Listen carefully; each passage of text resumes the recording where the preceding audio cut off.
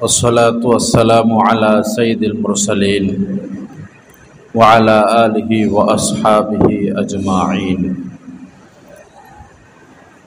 وأشهد أن لا إله إلا الله وحده لا شريك له وأشهد أن محمدا عبده ورسوله أما بعد قال النبي صلى الله تعالى عليه وسلم ما تركت بعدي فتنة أضر على الرجال من النساء وقال عليه الصلاة والسلام كل أمتي يدخلون الجنة إلا من أبى قيل ومن يأبى يا رسول الله قال من أطاعني دخل الجنة ومن عصاني فقد أبى أو كما قال عليه الصلاة والسلام اللهم صل على سيدنا ومولانا محمد وعلى آل سيدنا ومولانا محمد وبارك وسلم أستغفر الله الذي لا إله إلا هو الحي القيوم وأتوب إليه আল্লাহ পাক জাল্লা জালালুহু আমাদের সবাইকে মাফ করে দেন। আল্লাহ পাক আমাদেরকে কামেল ইসলাম নসিব করে দেন, কামেল তাকওয়া কামেল নূর আমাদেরকে নসিব করে দেন, আমাদের সবার জন্য জান্নাতুল ফেরদাউসের ফয়সালা করে দেন। আমি দুইখানা হাদিস শরীফ পাঠ করেছি। হুজুর পাক সাল্লাল্লাহু আলাইহি সাল্লাম বলেন, আমার পরে পুরুষদের জন্য সবচেয়ে ক্ষতির কারণ হবে নারীগণ। মা তারাকতু বাদি ফিতনাতান আদররু আলার রিজালি মিনান নিসা। পুরুষদের ঈমান, আকীদা, ব্যবসা বাণিজ্য, স্বভাব চরিত্র, দুনিয়া আখিরাত সর্বক্ষেত্রে সর্বব্যাপী সর্ববিষয়ে শান্তির সামনে বাধার সম্মুখীন হবে নারীগণ।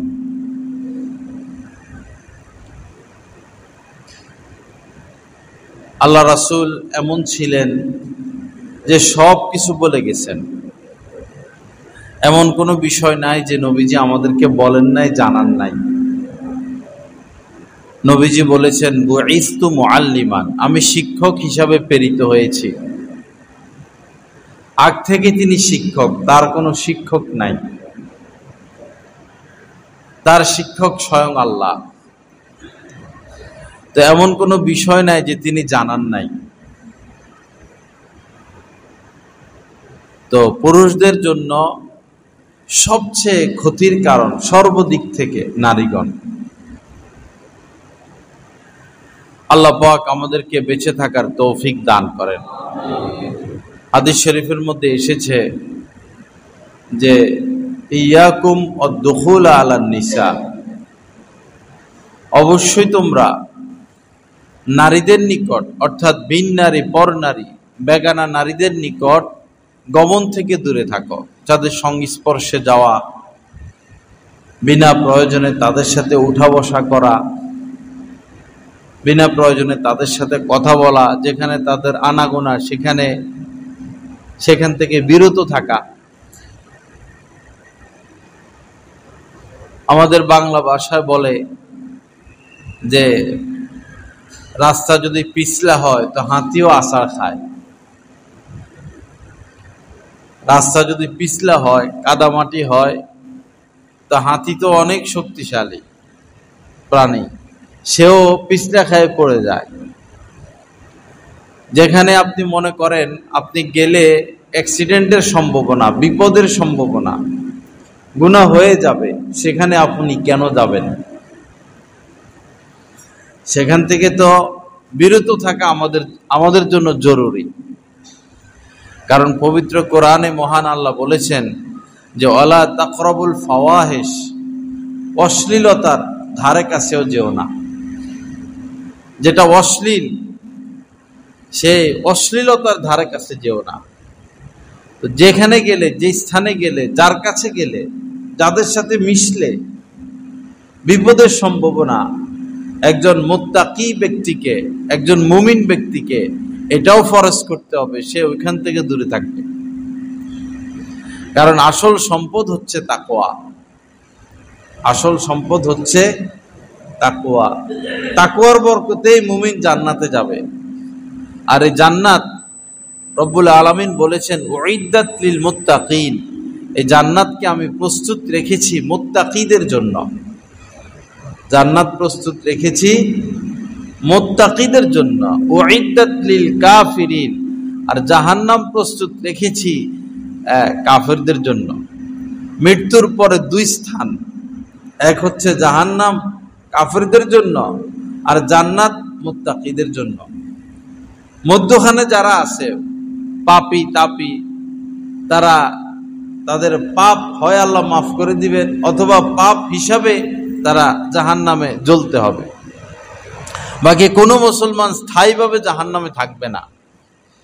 কোনো মুসলমান স্থায়ীভাবে জাহান্নামে থাকবে না। ঈমান নিয়ে যেতে পারলেই হলো। আল্লাহ আল্লাহ করে ঈমান নিয়ে যেতে পারলে কোনো মুসলমানই স্থায়ীভাবে জাহান্নামে থাকবে না।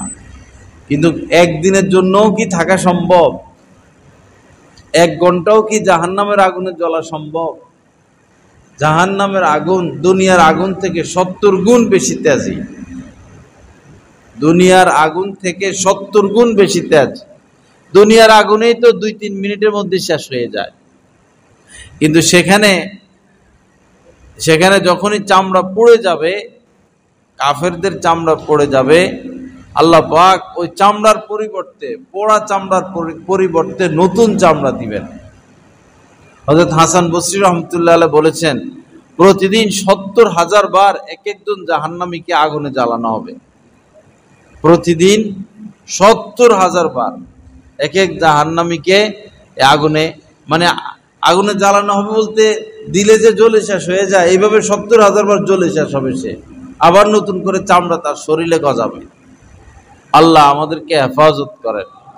তো যিনি মুত্তাকি তাকে সব সময় সতর্ক থাকতে হবে, সব সময় সতর্ক, সব সময় সাবধান। সতর্কতা থেকে, সাবধানতা থেকে সে 1 মিনিটও বিরত থাকবে না যিনি মুমিন, যিনি মুত্তাকি। যুদ্ধের ময়দানে সৈনিকরা যখন উভয় দিক থেকে গোলাগুলি চলতে থাকে, তখন সৈনিকরা বেখেয়াল হয় না, 1 মিনিটের জন্য বেখেয়াল হয় না। যারা বিমান চালায় তারা 1 মিনিটের জন্য বেখেয়াল হয় না। যারা গাড়ি চালায় তারাও বেখেয়াল থেকে বিরত থাকার চেষ্টা করে। সবচেয়ে বেশি খেয়াল রাখবে, সবচেয়ে বেশি সতর্ক থাকবে একজন মুত্তাকি, আমার তাকওয়া যেন না ছুটে, আমার তাকওয়া যেন না ছুটে। দুধ জাল দেয় মহিলারা, তো দুধ এমন বিষয় যে ডাইনে বামে তাকাইলে দুধ পড়ে যায়।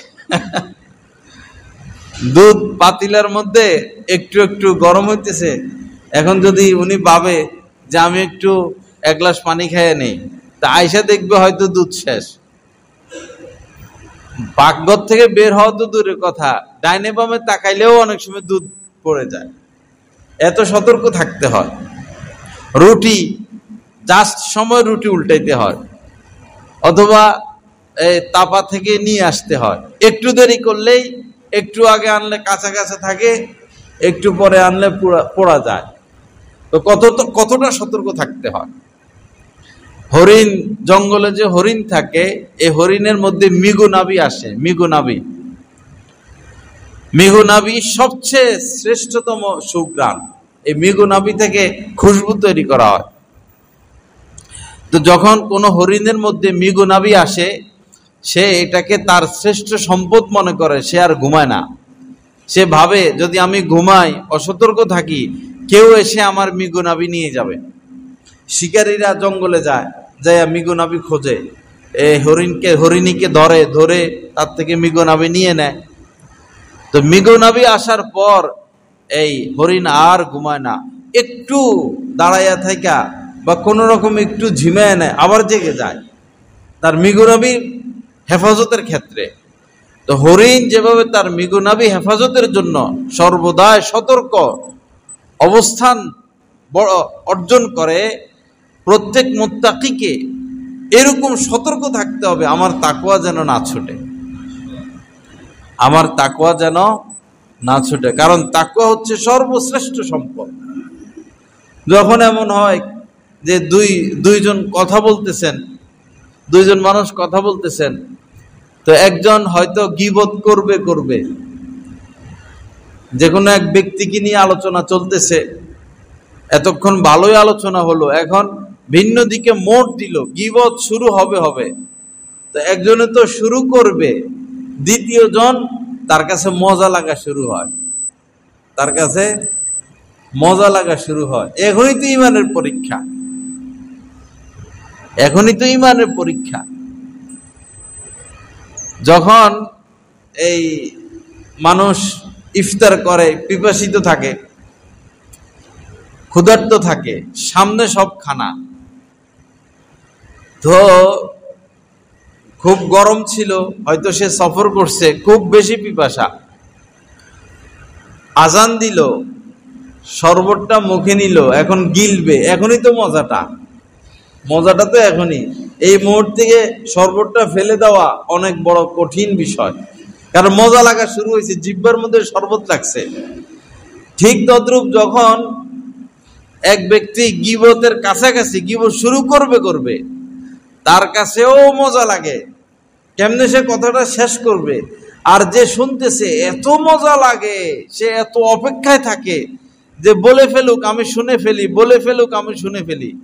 এই মুহূর্তের কোরবানি, এই মুহূর্তের মুজাহাদা অনেক বড় বিষয়।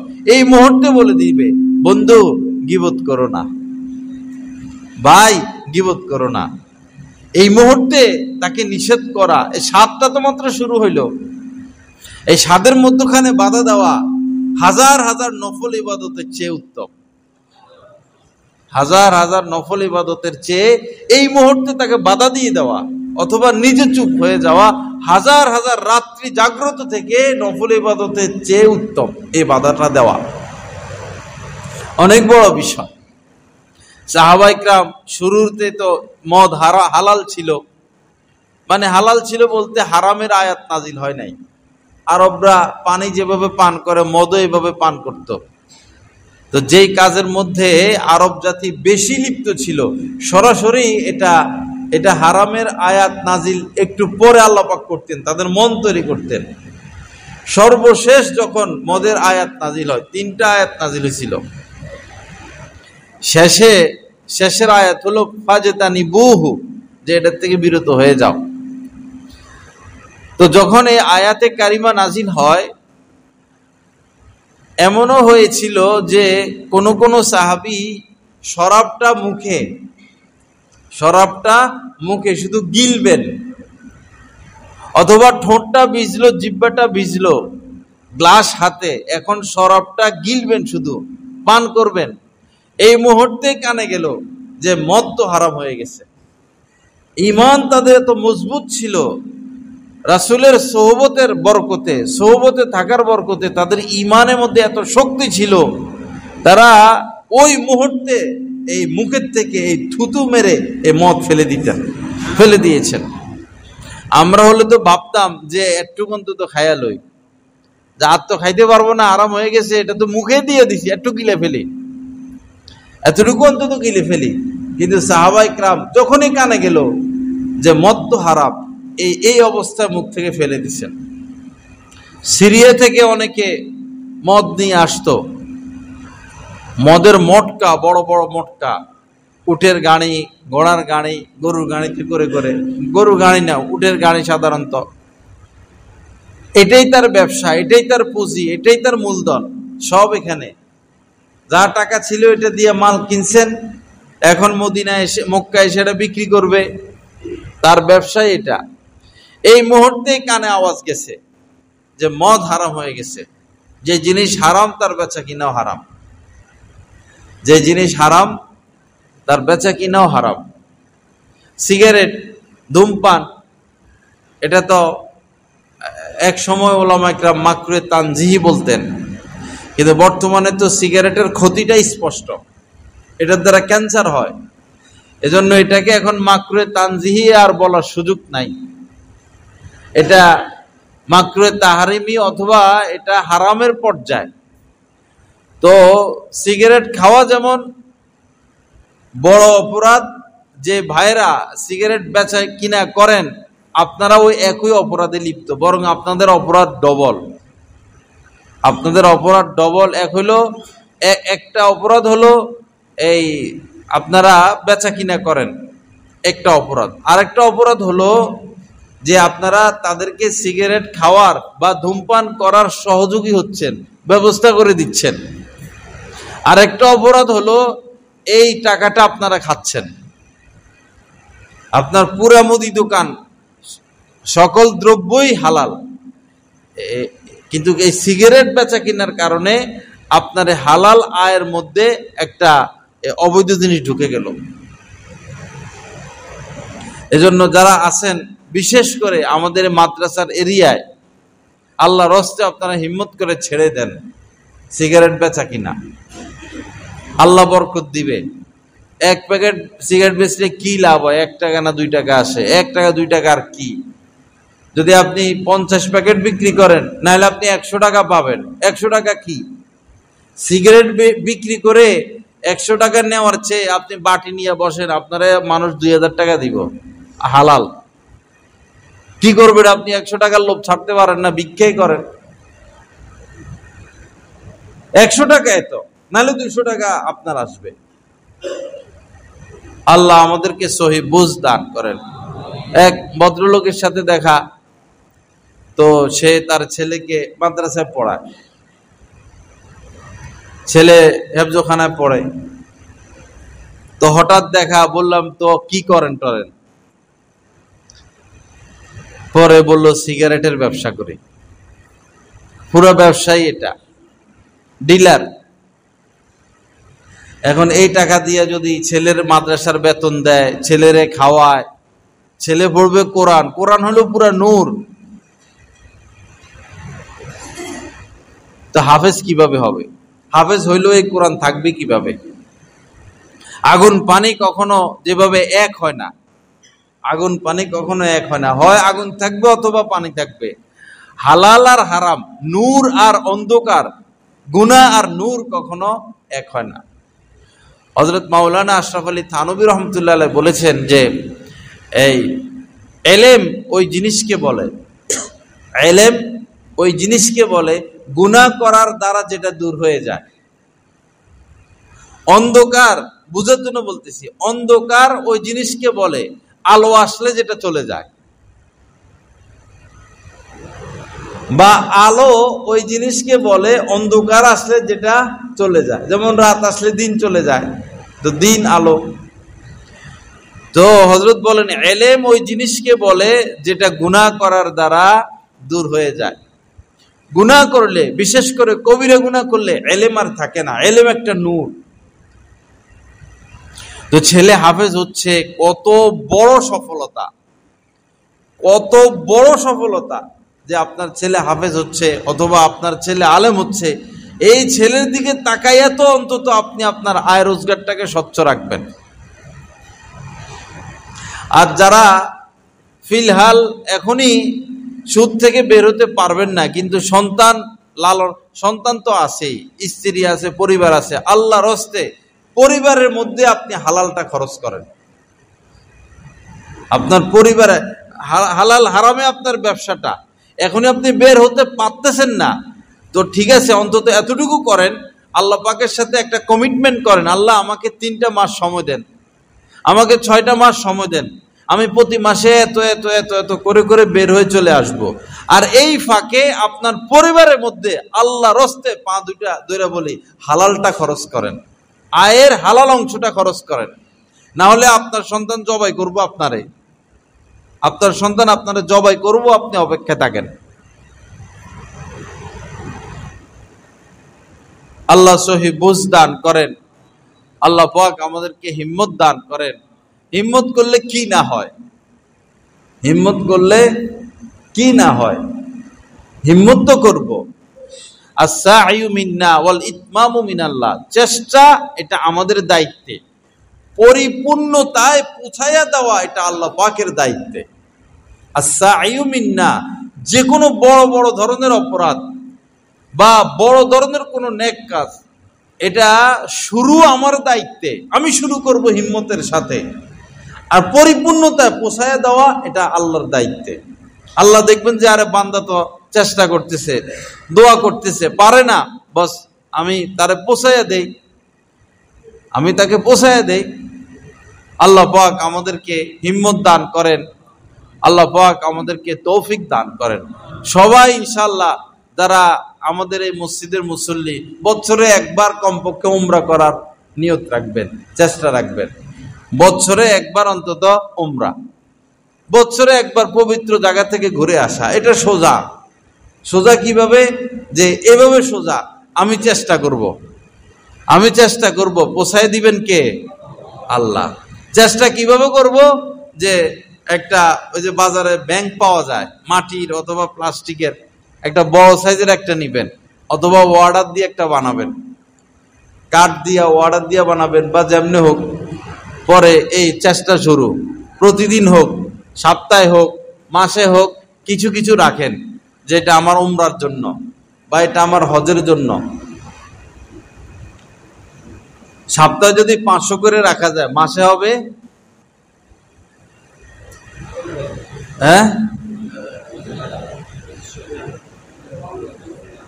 অবস্থা অনুযায়ী রাখবে।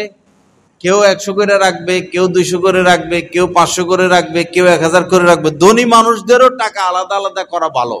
যারা যে কোনো মুহূর্তে আমার দ্বারা উমরা সম্ভব এমন সচ্ছল মানুষ, তারও উচিত আলাদা করে রাখা, যে প্রতি বছর আমার উমরার জন্য এটা আলাদা, আমি উমরার জন্য রাখতেছি, আমি উমরার জন্য এটা রাখতেছি, আমি হজের জন্য এটা রাখতেছি। যখনই আলোচনা আসে, যে সুযোগ হয় কোনো আল্লাহ ওয়ালার সাথে উমরা যাওয়ার সুযোগ হয়, বস আমি এখনই লাভবাই।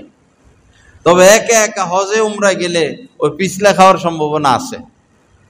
এজেন্টের মালিকদের সাথে অথবা কোনো গ্রুপের সাথে, কোনো কাফেলার সাথে যদি কেউ একা একা হজে যায়, উমরা যায়, তার পিছলা খাওয়ার সম্ভাবনা 99%, বরং 100%।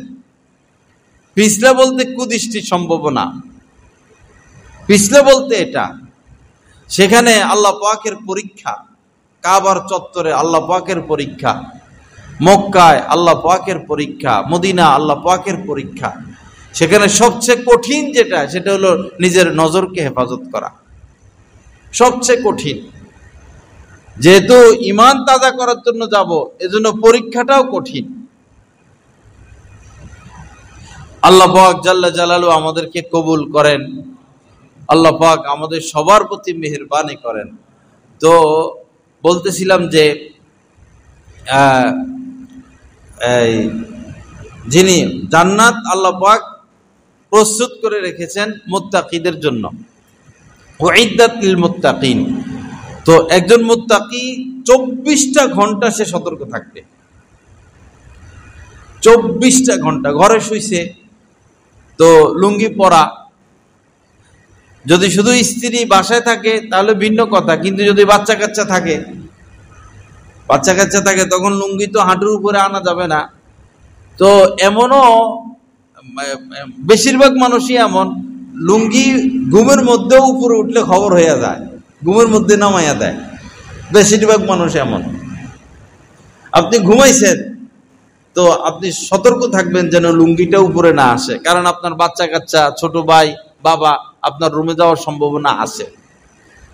আর যদি শুধু স্ত্রীও থাকে, আপনার ব্যক্তিগত রুম, এরপরেও বিনা কারণে সতর খোলা না রাখা, বিনা কারণে সতর খোলা না রাখা, এতে অশ্লীলতার একটা বাতাস থাকে, এতে লজ্জা কমে যায়, হায়া কমে যায়, আপনার ওয়েট কমে যাবে আপনার স্ত্রীর অন্তর থেকে। অযথা কেন আছে, যেমন জুতার কাজ যারা করে, আমি অনেক ফ্যাক্টরিতে ঢুকছি বা এরকম মুখি মেরে দেখছি, বিভিন্ন কারণে যাওয়া হয়েছে। মনে হয় আল্লাহ মাফ করেন 80, 90, 95% লুঙ্গিটারে এরকম করে পুরা খোলা, কি আজীব কারবার ভাই! আপনি কি কুকুর যে ল্যাংটা থাকবেন?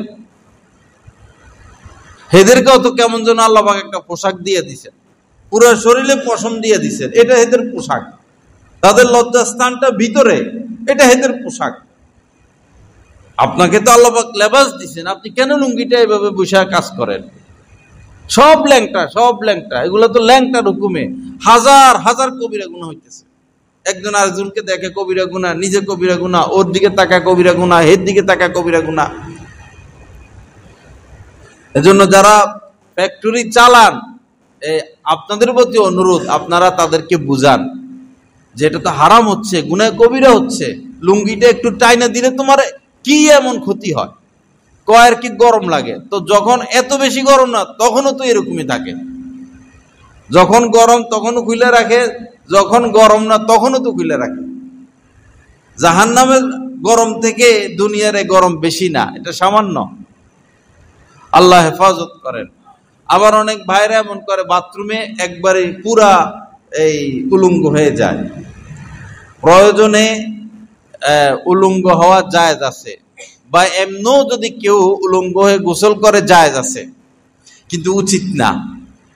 শয়তান সুযোগ পায় আপনাকে পাপে জড়ানোর জন্য, শয়তান সুযোগ পায়। এর দ্বারা নূর চলে যায়, নূর চলে যায়। ফতুয়া এক বিষয়, জায়েজ আছে, কিন্তু তাকওয়া আরেক বিষয়। আপনার অন্তর থেকে নূর চলে যাবে, আপনার অন্তর থেকে দিন দিন পবিত্রতা কমে যাবে, আপনি দিন দিন বেহায়া হয়ে যাবেন, অশ্লীল হয়ে যাবেন। আপনার দ্বারা শয়তান যে কোনো মুহূর্তে অনাচার ঘটায় ফেলতে পারে। স্বামী স্ত্রী অশ্লীল কথা তো বলা যাবে না, অশ্লীল কথা বলা যাবে না, খারাপ কথা বলা যাবে না, মন্দ কথা বলা যাবে না। আল্লাহ পাক আমাদেরকে তাকওয়া হেফাজত করার তৌফিক দান করেন।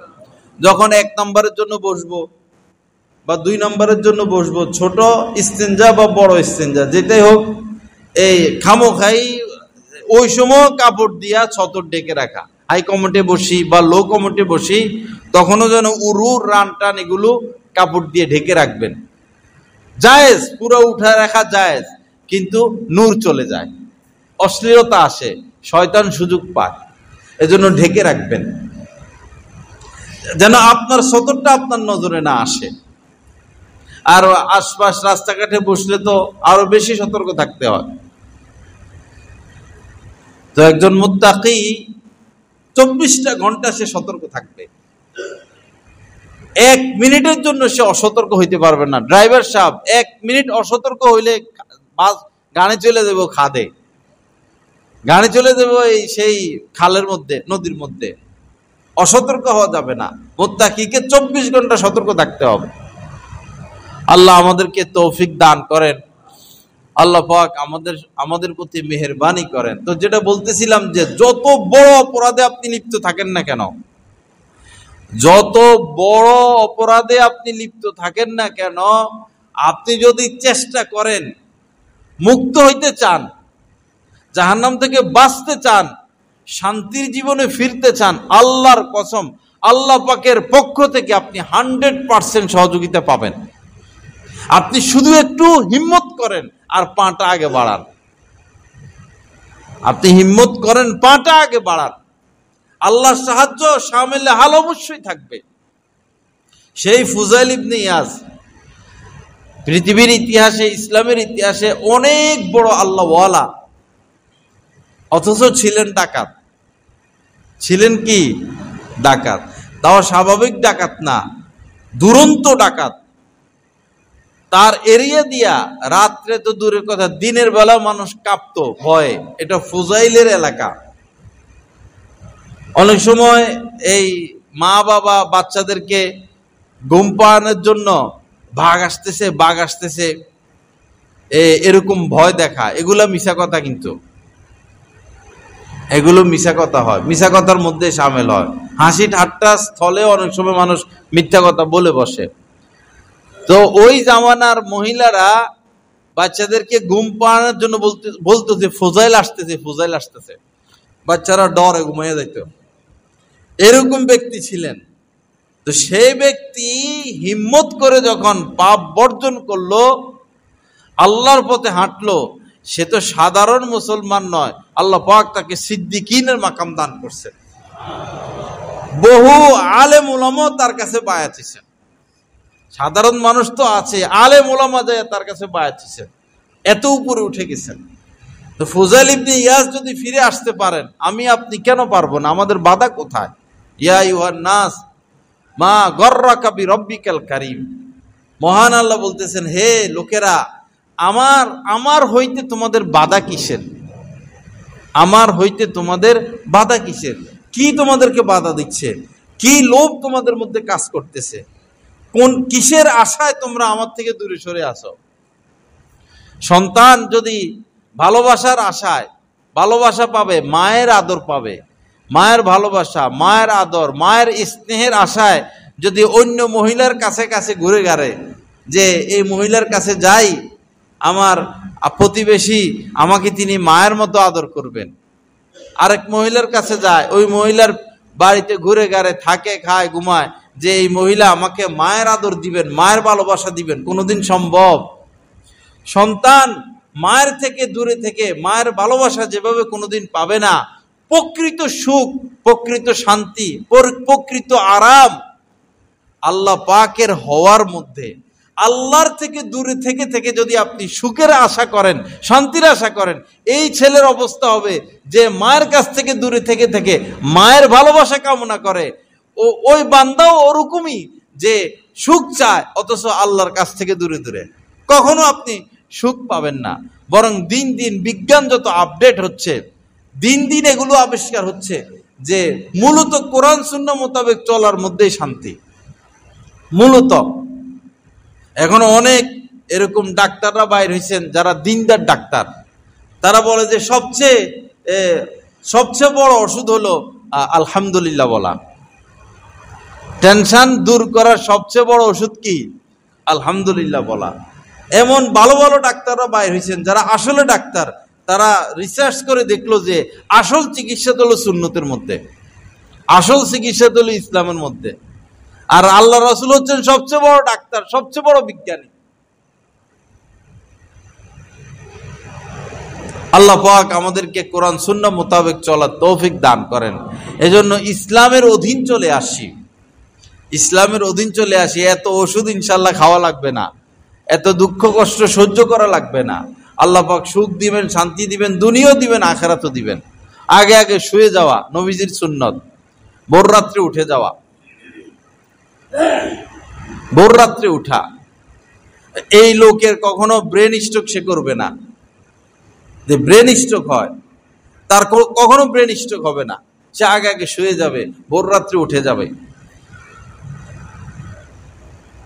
সে সুন্নত মোতাবেক চলবে। লা ইলাহা ইল্লাল্লাহ। আল্লাহ পাক আমাদের সবাইকে মাফ করে দেন, আল্লাহ পাক সহি বুঝ দান করেন।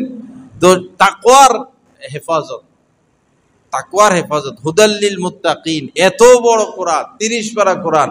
আল্লাহ পাক বলতেছেন যে তাকওয়া হাসিল করার জন্য আমি এটা নাজিল করছি। এবং পূর্বের যে কিতাবগুলো তাওরাত, ইনজিল, জাবুর, মেইন মোট তো 4খানা কিতাব, আসমানি কিতাব 104খানা, মেইন হচ্ছে 4টা।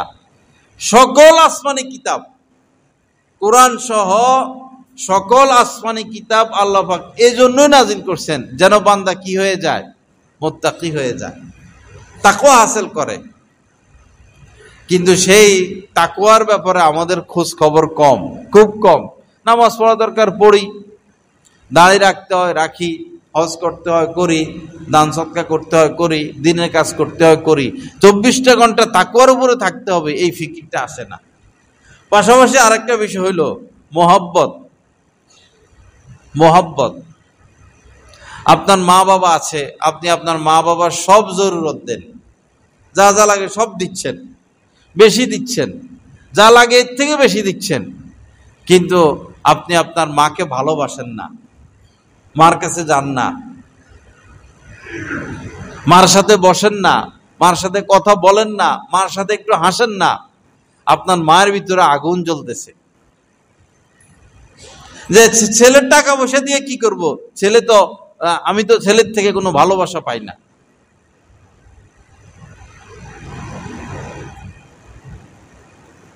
ভালোবাসা ভিন্ন এক বিষয়।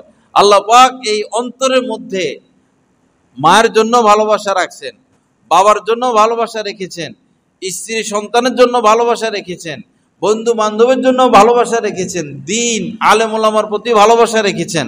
আবার বিশালে একটা অংশ অন্তরে রাখছেন যেটা আল্লাহ আল্লাহ রাসূলের জন্য খালি রাখছেন, আল্লাহ আল্লাহ রাসূলের ভালোবাসা রাখছেন। এটা চাপা পড়ে আছে, ঘষা মাজা দিয়া এটাকে আমাদেরকে জাগাইয়া তুলতে হবে। এই ভালোবাসাটা মা বাবা যেমন ভালোবাসা চান, আল্লাহ আল্লাহ রাসূল এরকম ভালোবাসা চান। সন্তানকে সব দিচ্ছেন, আদর সোহাগ দিচ্ছেন না।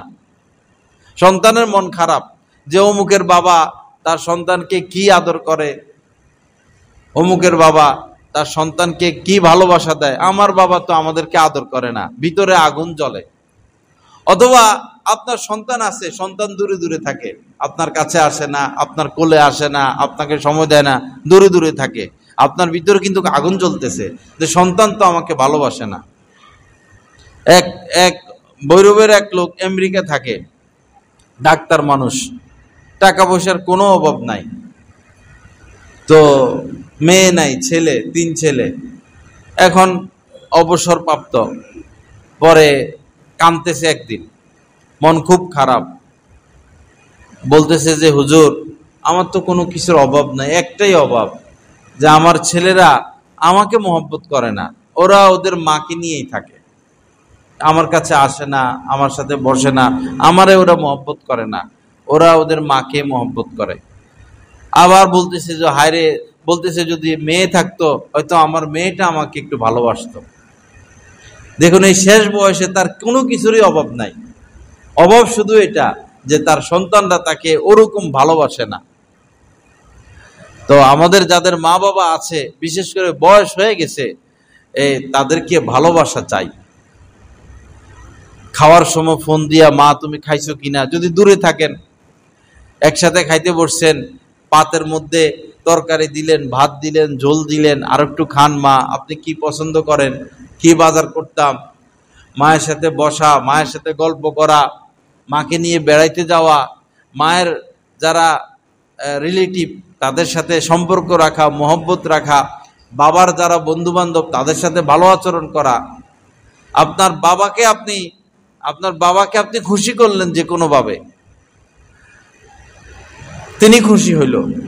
আপনার বাবা যদি এটা শুনে তার বন্ধুদের কাছ থেকে, আপনার বাবা তার বন্ধুদের কাছ থেকে যদি শুনে তোমার ছেলেটা খুব চমৎকার, তোমার ছেলেটা আমাদের সাথেও সন্তানের মতো আচরণ করে, তখন বাবার চোখে পানি চলে আসে যে আল্লাহ কত ভালো ছেলে আমাকে দিছ, আমার বন্ধু বান্ধবদের সাথে ভালো আচরণ করে। এটা ইসলামের শিক্ষা। মা বাবা মরে গেলে মা বাবার জন্য সন্তান কি করবে? একটা হলো সওয়াব রেসানি করা, আর একটা হলো এই মা বাবার যারা বন্ধু বান্ধব ছিলেন তাদের সাথে ভালো আচরণ করা। জীবিত অবস্থায়ও উনি আমার বাবা আর উনি আমার বাবার বন্ধু, তো বাবার বন্ধুর সাথেও বাবার নিয়ে আচরণ করা, এর দ্বারা আপনি আপনার বাবার দোয়া পাবেন। ইসলাম কত সুন্দর দেখুন।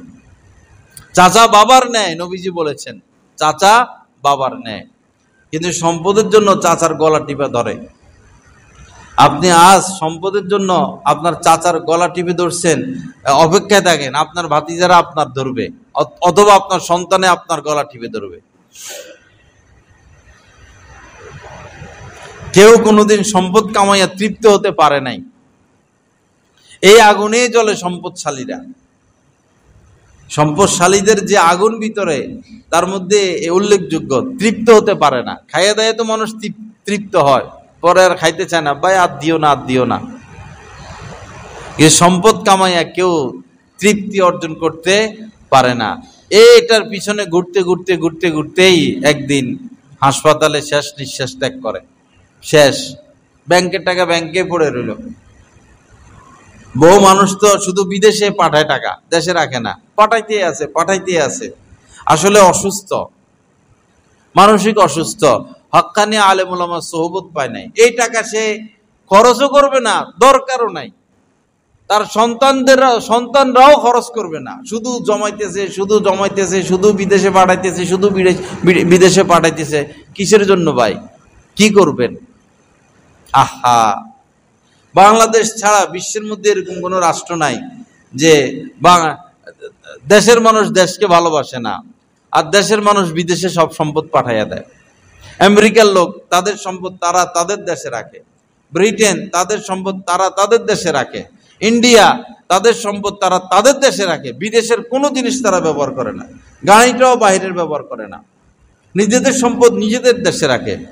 বাংলাদেশ এমন যে এই দেশের মানুষ দেশকে ভালোবাসে না, দলকে ভালোবাসে, আর এই দেশের মানুষ দেশের টাকা বাইরে পাঠাইয়া দেয়। আমাদের ভিতরে দেশপ্রেম নাই তো।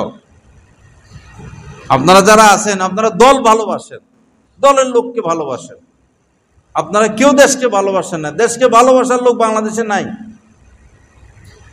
যারা দেশ চালায় তারাও দেশকে ভালোবাসে না, আর যারা জনগণ তারাও দেশকে ভালোবাসে না। ওই চোর, গুন্ডা, লুটপাটকারী, এদের প্রেমে সব আক্রান্ত।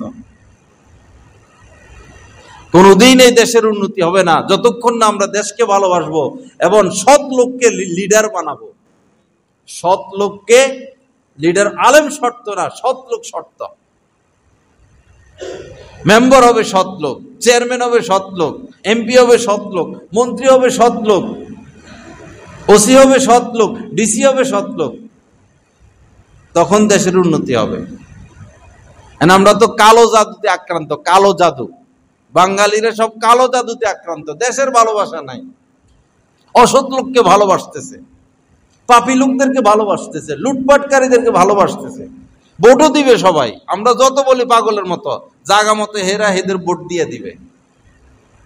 আমরা হাজার বলে যদি জেলখানায় যায়, ফাঁসিও দিয়ে দেয়, কাজ হবে না। হাজার কোরআন হাদিস নাই মানুষের সামনে। দলের প্রেম এতটা গায়েল বাঙালি। আল্লাহ হেফাজত করেন, আল্লাহ ইসলাম নসিব করেন, আল্লাহ পাপী লোকদের ভালোবাসা অন্তর থেকে দূর করে দেন। আল্লাহ আমাদের অন্তরে নেক লোকদের ভালোবাসা দান করেন, দলকে নয় দেশকে ভালোবাসার তৌফিক দান করেন, সৎ লোককে নির্বাচিত করার তৌফিক দান করেন। চেয়ারম্যান যদি সৎ হয় কিছু হইলেও তো কাজ হবে, মেম্বারটা যদি সৎ হয় কিছু হইলেও তো কাজ হবে, মেয়র যদি সৎ হয় কিছু হইলেও তো দেশে আয় উন্নতি হবে।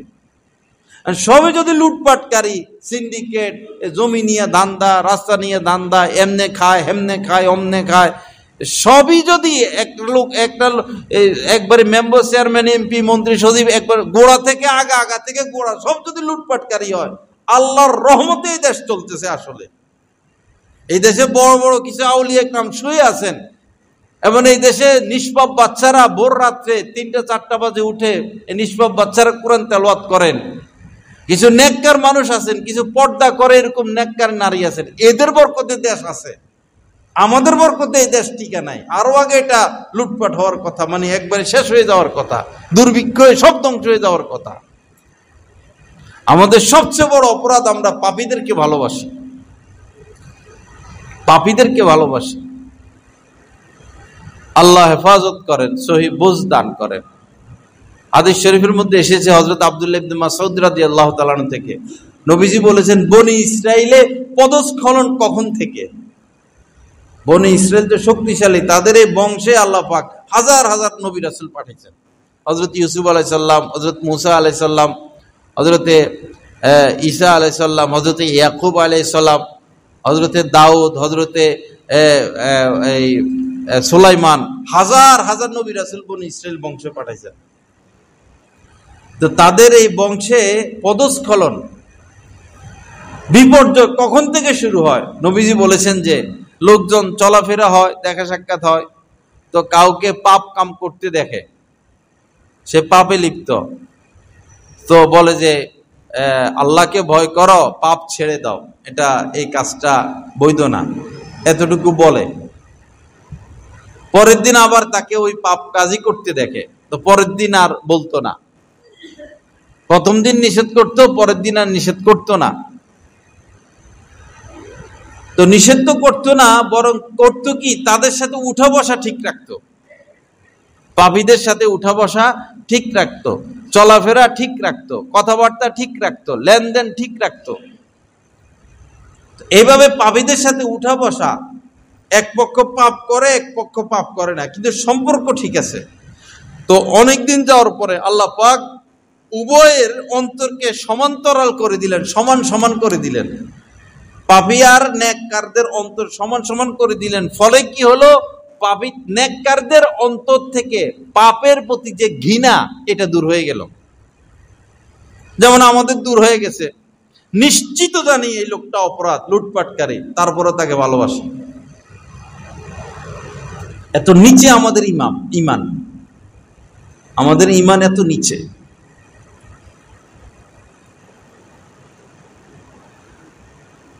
তো উভয়ের অন্তর সমান হয়ে গেল।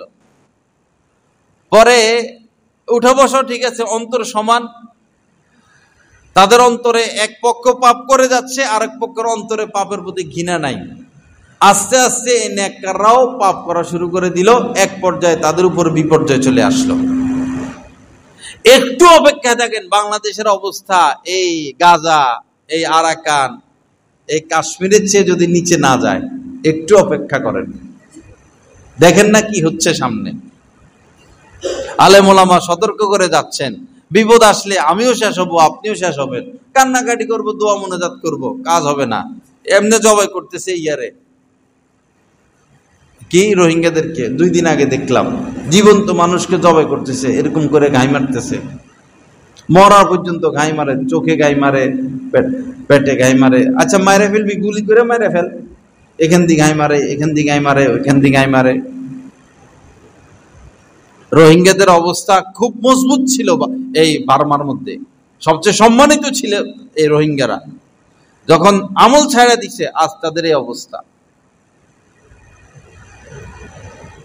মনে করতেছেন টাকা পয়সা জমাইতেছি, আমারে অশান্তি গ্রেফতার করতে পারবে না। ব্যাংক থাকলে না আপনি টাকা উঠাইবেন, ব্যাংকে তো শেষ হয়ে যাবে, উড়াইয়া দিবে।